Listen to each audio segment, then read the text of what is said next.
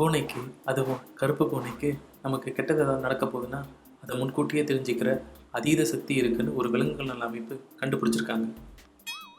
நம்ப மாட்டீங்கல்ல? தெரியும், நான் விலங்கு நல அமைப்புன்னு சொல்லும்போதே நீங்கள் நம்ப மாட்டீங்கன்னு. பூனை குறுக்க போனால் என்ன தான் அர்த்தம்? ஒன்றும் கிடையாது. பூனை எங்கேயோ போயிட்டுருக்கு, அவ்வளோதான். கெட்ட சகனமும் இல்லை, ஒன்றும் இல்லை. அப்புறம் எங்கேருந்து இந்த மூட நம்பிக்கை பரவி வந்திருக்கு பார்ப்போம் வாங்க.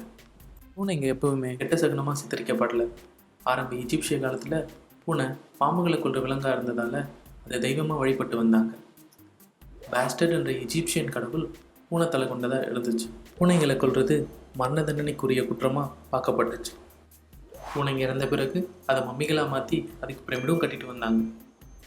இவ்வளோ கௌரவமாக வாழ்ந்து வந்த பூனையோட பேர் எப்போ கெட்டு போச்சுன்னு பார்த்தீங்கன்னா, யூரோப்பில் சூனியக்கார கலாச்சாரம் பரவ ஆரம்பித்தப்போ தான். ஆதரவில்லாத பூனைகளை சூனியக்காரங்கன்னு சொல்லப்படுற பாட்டிங்க சோறு போட்டு வளர்த்து வந்தாங்க. அதனாலேயே பூனைங்க சூனியக்காரங்களோடு சேர்த்து பேசப்பட்டுச்சு. இந்த வழக்கம் ரொம்ப ஆழமாக நம்பப்பட்டது எப்போன்னா 1560 நடந்ததாக சொல்லப்படுற ஒரு நிகழ்வால் தான். அது என்னென்னா, ஒரு அப்பாவும் பையனும் அமாவாசை இரவில் நடந்து போயிட்டுருக்கும்போது ஒரு கருப்பு பூனை அவங்க பாதையில் குறுக்க போச்சான். அதை பார்த்த பையன் அது மேலே ஒரு கல் எடுத்து எரிஞ்சாங்க. அது அந்த பூனையோட காலை காயப்படுத்த அதை நொண்டிக்கிட்டே சூனியக்காரங்களாக நம்பப்படுற ஒரு பாட்டி வீட்டுக்கு ஓடிடுச்சான்.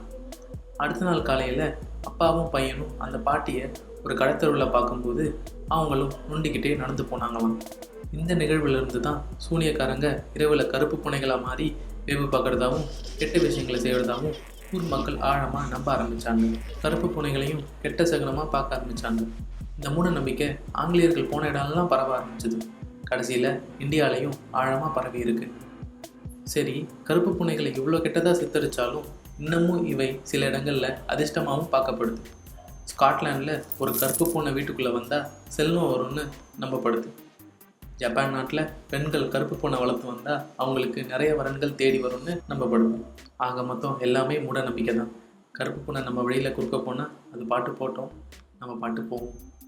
கீழே இருக்க ஷேர் பட்டன் அழுத்தி மற்றவங்களுக்கும் இதை தெரியப்படுத்துங்க. இப்ப கிராஷ் பண்ணோன்னு சகுனம் சரியில்லைன்னு கல்யாணத்தையும் நிறுத்திடுவானுங்க. இவனுக்கு போய் தொலைட்டோம் நாதாரி பயிலுங்க. நீ சொல்லிட்ட பிளாக் கேட், ஆனா பெரிய பெரிய விஐபிஸ் பக்கத்துல எல்லாம் பிளாக் கேட்ஸ் தான் இருக்காங்க. அவங்க சகுனமா